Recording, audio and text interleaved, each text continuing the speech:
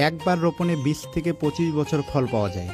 ভয় নেই বিভিন্ন প্রাকৃতিক দুর্যোগের, বছরের মাথায় ৬ মাস ফল পাওয়া যায়।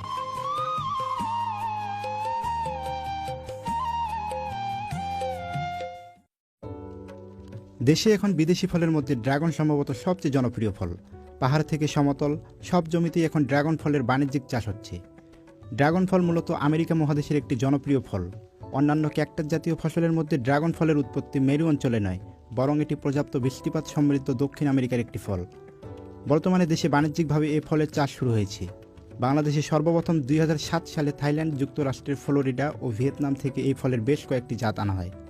বাংলাদেশ কৃষি গবেষণা ইনস্টিটিউট বাড়ি ড্রাগন ফলের একটি জাত উদ্ভাবন করেন। নতুন জাতটির নাম বাড়ি ড্রাগন ১। বাংলাদেশের আবহাওয়ার জন্য উপযুক্ত করে তৈরি করা হয়েছে এ জাতটি।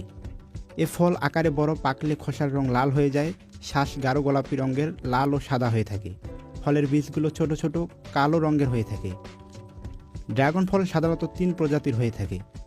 নাম্বার ১, লাল ড্রাগন ফলের খোসার রং লাল ও শ্বাস সাদা হয়ে থাকে।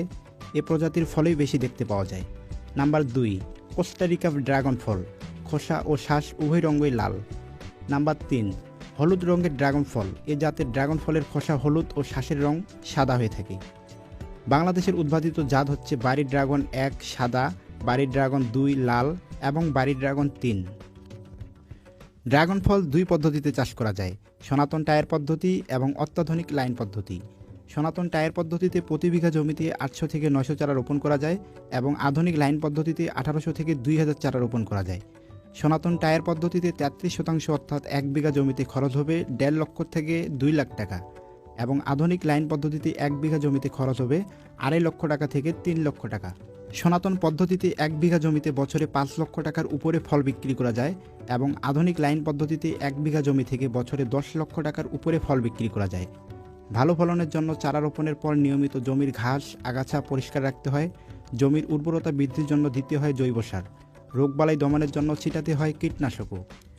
ড্রাগন ফুলকে বলা হয় রাতের রানী। রাত ৮টা থেকে ৯টার দিকে এই ফুল ফোটা শুরু হয়। আজানের সময় থেকে ড্রাগন ফুল নিস্তেজ হয়ে পড়ে আর সূর্যের আলোতে পুরোপুরি শুকিয়ে যায়। সাধারণত প্রতিটি ড্রাগন ফুলের গোড়া থেকে ফল তৈরি হয়। বাংলাদেশের ড্রাগন ফলের গড় ওজন ২৫০ থেকে ৩০০ গ্রাম, তবে সর্বনিম্ন ১৫০ গ্রাম থেকে ১০০০ গ্রাম পর্যন্ত হয়ে থাকে। বাজারে ড্রাগন ফলের ভালো চাহিদা ও দাম থাকায় এটি অত্যন্ত লাভজনক ফসল।